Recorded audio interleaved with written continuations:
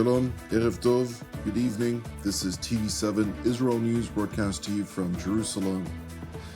Israeli Prime Minister Benjamin Netanyahu asserts that Israel does not intend to permanently occupy the Gaza Strip. Germany announces it will bar arms shipments to Israel for weapons earmarked for the war against Islamist Hamas.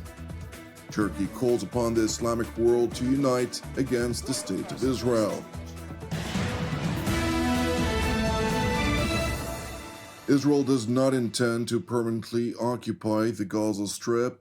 Rather, according to Prime Minister Benjamin Netanyahu, the aims of the final push against two pockets of armed resistance by the Islamist Hamas and its terror affiliates aims to bring an end to Hamas's rule of terror and liberate the hostages. No nation can accept a genocidal terrorist organization, an organization committed to its annihilation, a stone's throw from its citizens. Our goal is not to occupy Gaza. Our goal is to free Gaza, free it from Hamas terrorists. The war can end tomorrow if Gaza, or rather if Hamas lays down its arms and releases all the remaining hostages. Gaza will be demilitarized. Israel will have overriding security responsibility. A security zone will be established on Gaza's border with Israel to prevent future terrorist incursions. A civilian administration will be established in Gaza that will seek to live in peace with Israel. That's our plan for the day after Hamas, and let me summarize it. 5 principles for concluding the war. 1, Hamas disarmed. 2nd, all hostages freed. 3rd, Gaza demilitarized. 4th, Israel has overriding security control. And 5, non-Israeli peaceful civilian administration. By that I mean a civilian administration that doesn't educate its children for terror, doesn't pay terrorists, and doesn't launch terrorist attacks against Israel. That's what we want to see in Gaza. So it's neither Hamas nor the PA. That's our plan. Prime Minister Netanyahu continued by stressing that Hamas's continued defiance forces Israel to act, while Jerusalem also aims, in contrary to false claims, to ensure the unhindered flow of humanitarian aid into the heavily battered territory.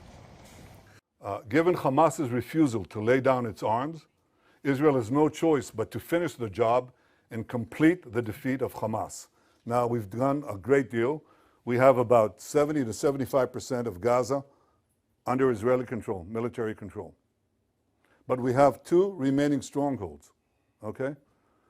These are Gaza City and the central camps in the Muasi. That's roughly, it's schematically presented here, but it's fairly accurate. Last Thursday, Israel's Security Cabinet, instructed the IDF to dismantle the 2 remaining Hamas strongholds in Gaza City and the central camps. Contrary to false claims, this is the best way to end the war and the best way to end it speedily. We will do so by first enabling the civilian population to safely leave the combat areas to designated safe zones. In these safe zones, they'll be given ample food, water, and medical care, as we've done before. Netanyahu went on to underscore that contrary to the plague of disinformation about Israel, close to 2 million tons of aid have entered the Gaza Strip since the IDF initially launched its defensive war against the Islamist Hamas in wake of the atrocities committed against the communities of southern Israel on October 7th of 2023. And again, contrary to false claims, our policy throughout the war has been to prevent a humanitarian crisis, while Hamas's policy has been to create it. Since the beginning of the war, Israel has let in close to 2 million tons of aid. I know of no other army that has enabled such aid to go to the civilian population in enemy territory. Now, if we had a starvation policy, no one in Gaza would have survived after 2 years of war. But our policy has been the exact opposite. We let in, as I said, almost 2 million tons of aid and sent millions of text messages, millions of phone calls to Gazans to get out of harm's way. Yet in the last few months, Hamas has violently looted the aid trucks meant to get to Palestinian civilians. They deliberately created a shortage of supply. And the UN consistently refused, until recently, to distribute the thousands of trucks that we led into Gaza through the Kerem Shalom crossing. So there are problems. We've had tons of uncollected food rotting on the Gazan side of the border because the UN was and still is unwilling to deliver all of it. In a concentrated effort to further alleviate the suffering of the non-combatant residents of the Gaza Strip, a 3-point plan is being formulated. First, designating rather safe corridors for aid distribution. You can drive trucks there, and you'll be safe. Second, increasing the number of safe distribution points managed by the Gazan humanitarian foundations. And three, airdrops. That's airdrops done by the Israeli Air Force, and we're inviting others to join us. The result has been a humanitarian surge, which we're coordinating with President Trump and his team, and hundreds of trucks have gone in recent days. This is preventing hunger, but it's not prevented the global campaign of lies that we have all witnessed. So in Gaza, despite Hamas's obstacles, 2 million people are now getting access to humanitarian aid. But I'll tell you who isn't. The only ones that are being deliberately starved in Gaza are our hostages. Meanwhile, in New York, the associate spokeswoman for UN Secretary General Antonio Guterres relayed a statement in which the leader of the world body urged Jerusalem to alter course. Alongside the United Nations, which has adopted a political stance vis-à-vis Israel, many European and Western-oriented governments have condemned Israel's intentions, with German Chancellor Friedrich Merz going as far as announcing that Berlin will now bar arms shipments to Israel that are earmarked for use in the war against Islamist Hamas in the Gaza Strip. Die Bundesregierung, die Bundesrepublik Deutschland steht seit 80 Jahren fest an der Seite Israels. Daran wird sich nichts ändern. Wir werden diesem Land auch weiterhelfen, sich zu verteidigen. Das haben wir ausgeweitet. Aber wir können nicht Waffen liefern in einen Konflikt, der versucht wird, ausschließlich mit militärischen Mitteln jetzt gelöst zu werden, der Hunderttausende von zivilen Opfern fordern könnte, der eine Evakuierung der ganzen Stadt Gaza zur Voraussetzung hat. Wohin sollen diese Menschen gehen? Das können wir nicht, das tun wir nicht und das werde ich auch nicht tun. Interestingly enough, while Western nations condemned the Israeli government for its anticipated offensive, the finance minister of the Netanyahu government, namely Bezalel Smotrich, has called on the Israeli prime minister to reconsider this plan, insisting that it is too lenient and that it would not produce a decisive victory against Islamist terror groups in the Gaza Strip.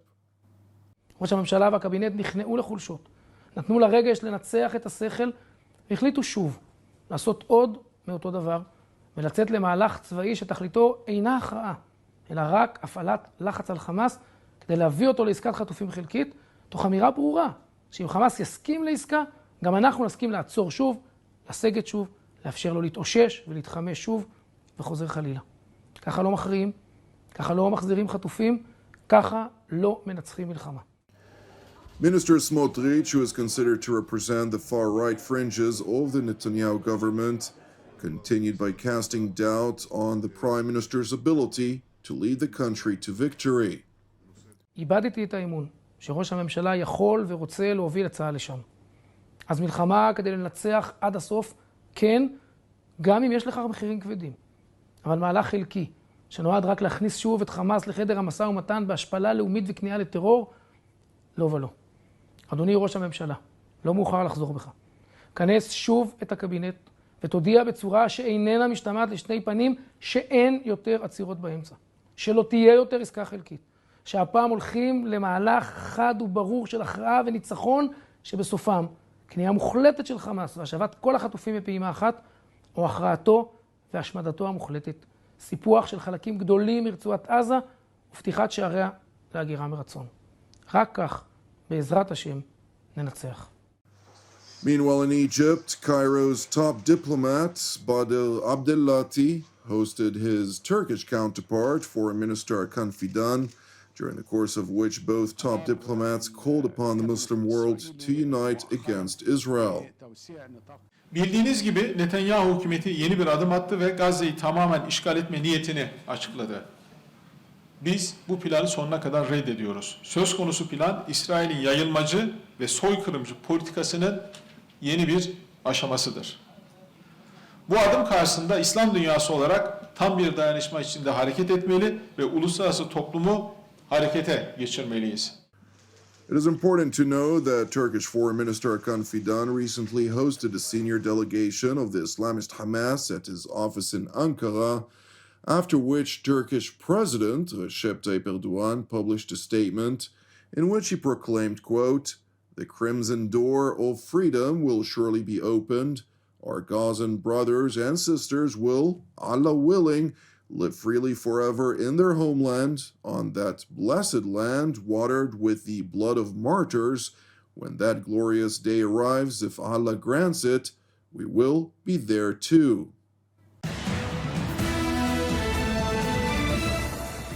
Thank you for watching TV7 Israel News. Please continue praying for the hostages in Hamas captivity. Pray also for the peace of Jerusalem and salvation of Israel. I'm Jonathan Hessen wishing you a Shavua Mevorach, and God willing, we'll see you during our next update. Until then, Shalom from Jerusalem.